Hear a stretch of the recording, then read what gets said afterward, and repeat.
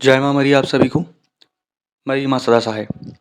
आज मैं एक ऐसे विषय पर चर्चा करने वाला हूँ जो कि 90% लोगों की प्रॉब्लम समस्याओं को हल कर सकता है। आप लोगों ने कुल देवी के बारे में सुना होगा कि आपकी कुल देवी माता मरी है, माता शारदा है, माता कालका है या माता आसमानी है। XYZ कोई भी कुल देवी आपकी है। परंतु नॉर्मली सबकी समस्या ये होती है, 90% केस ऐसे आते हैं जिसमें कि कुल देवी उनकी रुष्ट होती है। अब ये कैसे पता करें कि आपकी कुल देवी आपसे रुष्ट है?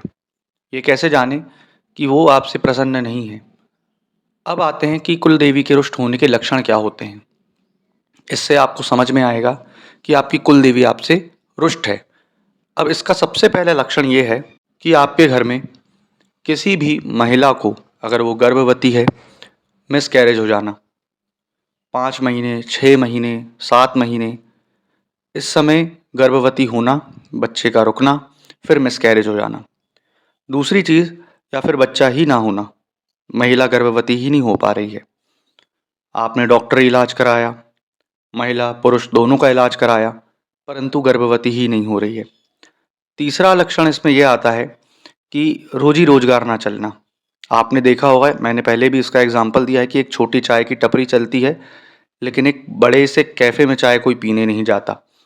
तो रोजी रोजगार का ना चलना, लक्ष्मी बन जाना। अब बोलेंगे लक्ष्मी कैसे बन गई? कुलदेवी से लक्ष्मी का क्या ताल्लुक या क्या संबंध है? तो उससे संबंध इसका सीधा सीधा ये है कि आपकी वो कुल देवी है। ठीक, जब आपकी कुल देवी ही रुष्ट रहेगी तो लक्ष्मी को घर में आने नहीं देगी। लक्ष्मी की इनकम, जो बोलते हैं ना कि इनकम जनरेट होना, वो बंद कर देगी। जब कुल देवी ही रुष्ट है तो वो बाहर की किसी भी शक्तियों को आने नहीं देगी। ठीक, अब आते हैं पॉजिटिविटी नहीं आने दे रही है, परंतु नेगेटिविटी आ जाएगी।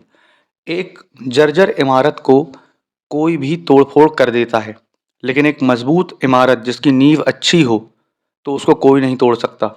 सेम कंडीशन कुलदेवी की होती है कि एक जर्जर इमारत अगर हो गई है, कुलदेवी आपकी रुष्ट है, तो कोई भी तंत्र क्रिया करेगा, मंत्र क्रिया करेगा, कोई भी परेशान करेगा आपको, तो एक टोना टोटका भी आपके लिए बहुत भारी पड़ जाएगा। उसके बाद आते हैं घर पे लोगों का बीमार पड़ना। एक बीमार हो रहा है, फिर वो ठीक हो रहा है। मान लो उसको बुखार आ रही है, पैरासिटामोल दिए, ठीक हो गया, फिर से वही क्रिया दूसरे पे हो गई, फिर वही चीज़ तीसरे पे हो गई, वही चीज़ चौथे पे हो गई।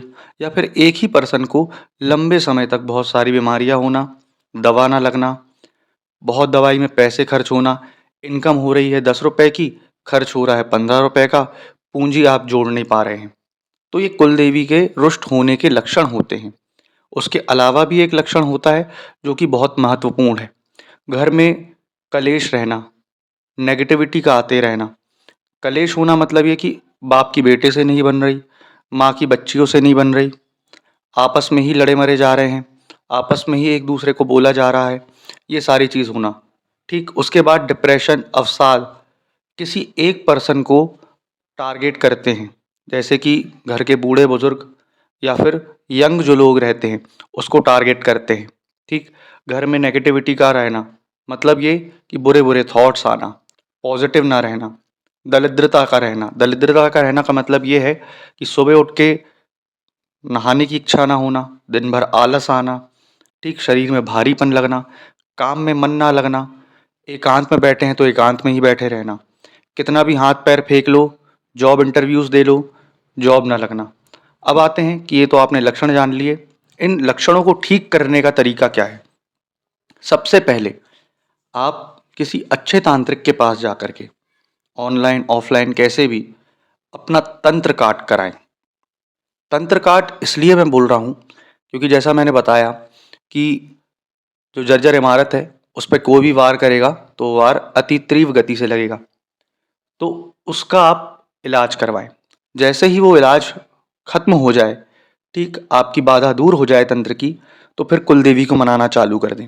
इसके लिए आप सोमवार या फिर पूर्णिमा, ठीक, इन 2 दिनों को चूज़ कर सकते हैं और उपवास रखें। उपवास रखने के बाद कुल देवी को अपने मनाएँ, कुछ मीठा भोग लगाएँ, चाहे तामसिक कुल देवी हो चाहे सात्विक कुलदेवी हो, चाहे राजसिक कुलदेवी हो, उनको कुछ मीठा लड्डू, खीर वगैरह नारियल का भोग दें, जिससे वो धीरे-धीरे करके आपके ऊपर कृपा बनाना चालू कर दें। ये तो हो गई ज्ञात कुलदेवियों की बात, कुलदेवता की बात। अब आते हैं अज्ञात। अगर अज्ञात कुलदेवी है, ठीक? जैसे कि फॉर एग्ज़ाम्पल मेरे कुलदेवी जो है माता मरी है। अब मैं जानता ही नहीं हूँ कि उनका नाम माता मरी है, तो मैं आदिशक्ति दुर्गा जी के नाम से उपवास रख के प्रार्थना कर सकता हूँ कि हे माता, हे आदिशक्ति, हे जगत जननी, मेरी जो भी कुलदेवी हैं, उनके तक ये भोग पहुँचे और वो ये भोग स्वीकार करें, ग्रहण करें, मेरे ऊपर कृपा बना के रखें और मुझे अज्ञात कुलदेवी को ज्ञात करने में सहायता करें। इससे ये बेनिफिट मिलेगा कि आपकी जो भी कुलदेवी है, वो आपके ऊपर विशेष रूप से कृपा बनाना चालू कर देगी। 90% मेरे पास ऐसे ही केस आ रहे हैं अभी कि जिनको अपनी कुलदेवी नहीं मालूम है, इस चीज़ से वो परेशान है, या कुलदेवी मालूम है तो उनकी पूजा पाठ का विधान क्या है, उनको ये भी नहीं मालूम है। तो सबसे सरल विधान जो मैंने बताया यही है कि आप उपवास रखें और उनका पूजन अर्चन करें।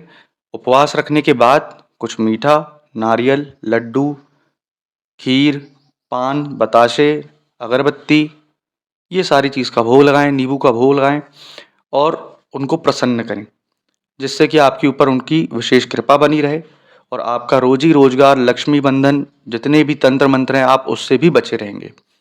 आशा करूँगा आपको जानकारी पसंद आई होगी। जय माता मरी।